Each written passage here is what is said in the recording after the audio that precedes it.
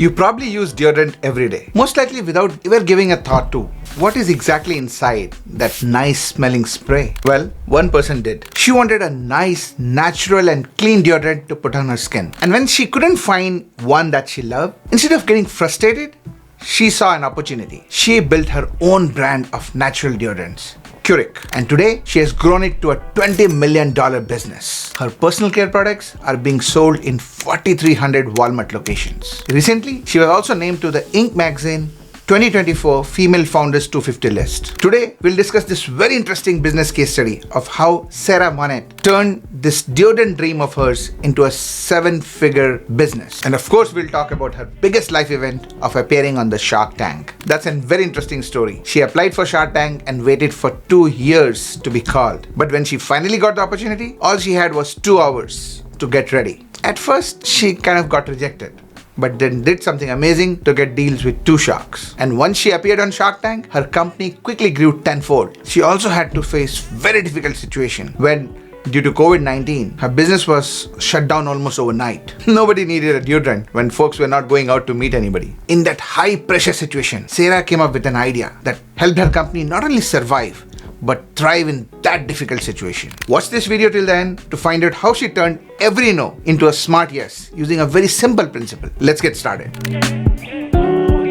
The year was 2017. The whole world was talking about using chemical-free products. That was when Sharan Moret also started swapping out all her skincare products, which had toxic chemicals, with clean, chemical-free products. She was very happy and excited to know that there are many products that were available that had safe ingredients and they worked too. So there was really no reason for anybody to continue using those chemical-laden skincare products. But when she tried to replace her own deodorant with an aluminum-free clean deodorant, she hit a wall. The natural deos that were available hardly worked. She tried everything, but she says she couldn't get past noon of the day without starting to smell unpleasant. Now, if you sweat a lot or struggle with body odor, you can probably identify with the situation. So what would a regular person do when faced with such a situation? They would likely go back to using the chemical-laden deodorant that is the only option available. Not Sharan. No.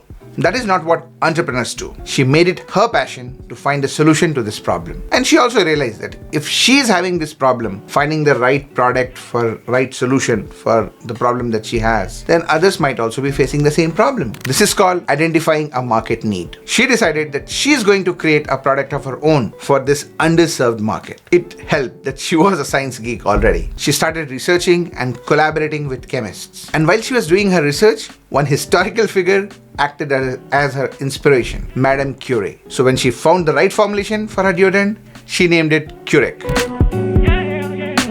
Motivated by her passion for clean beauty products, Sharan first started Curie as her side hustle. The initial launch was kept very simple. She rolled up her sleeves, created her own Shopify website, created her own packaging, and even started shipping out products right from her living room. With a commitment to Curie, Sharan invested $12,000 of her savings to kickstart Curie. This initial investment covered the initial inventory, paying for Shopify, and the very crucial investment required for filing for trademark. In fact, during the first year, marketing expenses were kept at zero. Sharan just relied on word of mouth and then friends and family and their network connections. Juggling a full-time job along with the side hustle was difficult, but it allowed her the financial flexibility to see where Curie will go without she having to draw any salary from it. She didn't have a formal business plan, but she had raw passion and she relied on customer feedback to improve and make changes.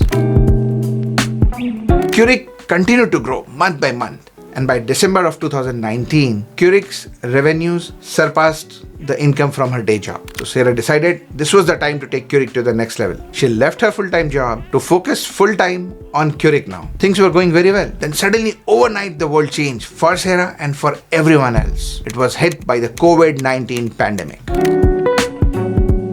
Among the unexpected challenges from COVID-19, Curie had to face a lot of difficulties and changes in its plans. The onset of pandemic was marked by lockdowns and lifestyle changes. It had a very negative impact on deodorant sales. In a very swift and steep decline, people virtually stopped buying deodorant overnight. That was a considerable challenge for Sharan's business. At that time, Curie had over 15,000 bottles of deodorant lying in their warehouse, with no way of selling those. Sharan knew that she had to act swiftly to navigate her company through these unexpected times. Fortunately for her, the groundwork for some potential solution was already in progress. Curie has already been working for a hand sanitizer line of product. They had a manufacturer and they had all the required approvals in place. It was originally slated for a launch later, like in October of 2020, but Sarah saw an opportunity and she grabbed it. They launched the product. Within 3 months, 100,000 bottles were sold. This was Curie's unexpected entry into the wellness retail market. Major retailers, including Anthropologie, Bloomingdale, Nostradamus,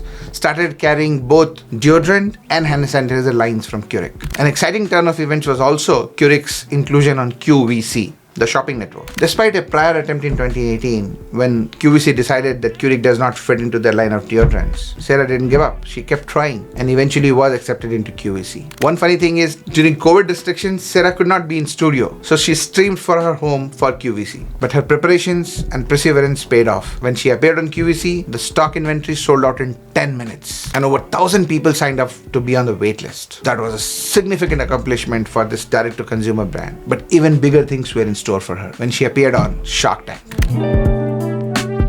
Sarah knew that she has a great product and the entrepreneurial know-how. What she needed was a big exposure for her product, but she didn't really have the big marketing budgets of her larger competitors. So she applied to be on the Shark Tank. The year was 2020. She didn't get any call back, but she did not give up. She applied again next year. This time she did hear back, but she was unselected.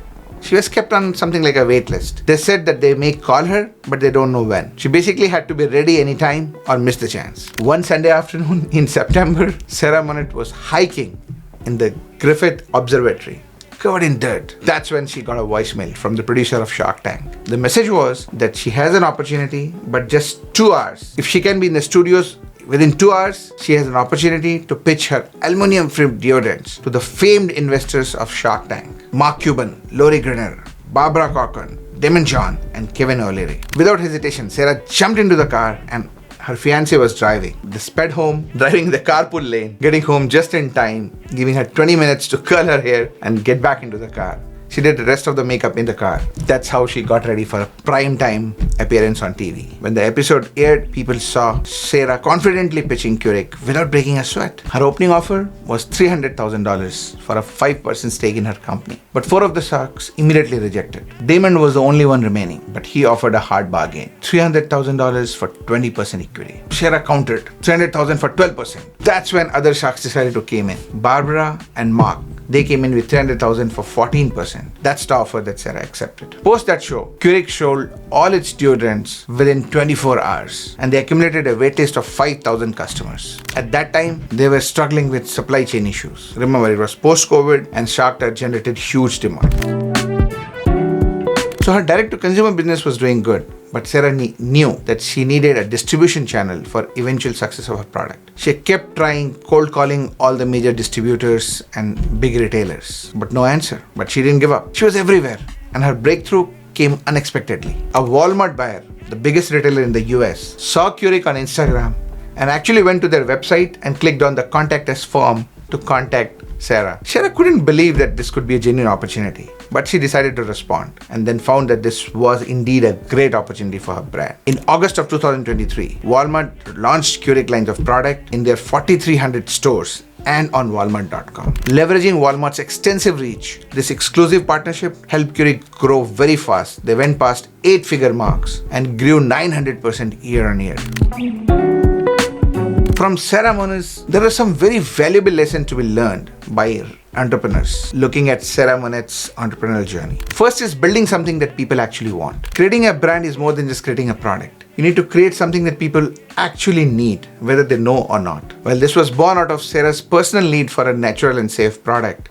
She realized that many other people were in the same situation. So there was clearly a market need. The next lesson is the lesson of persistence. Success doesn't happen overnight. Curie took years of research, planning, and then a gradual rollout. It took time before it could produce significant income for Sarah. Sarah underscores the importance of persistence in the face of constant rejection, which an entrepreneur is likely to get. Timing is crucial, and partnership may not align immediately, but maintaining that connection, constantly sharing data with potential investors and partners, and proving that the market exists may eventually bring them on board. I basically have gotten rejected. Every wonderful thing that has happened in my business in the last few years has started out with a no.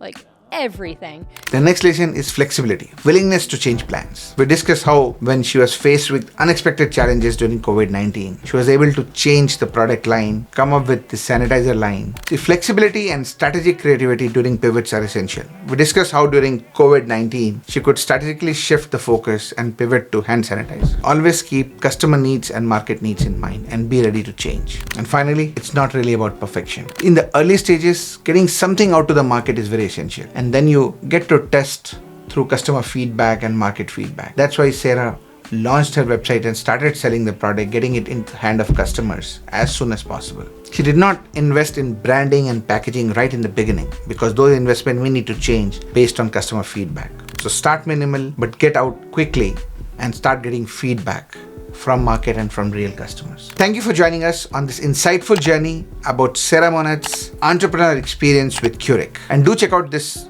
other video about a very young entrepreneur. If you found some inspiration or have questions or want to say anything, do share in the comment below. We would love to hear thoughts.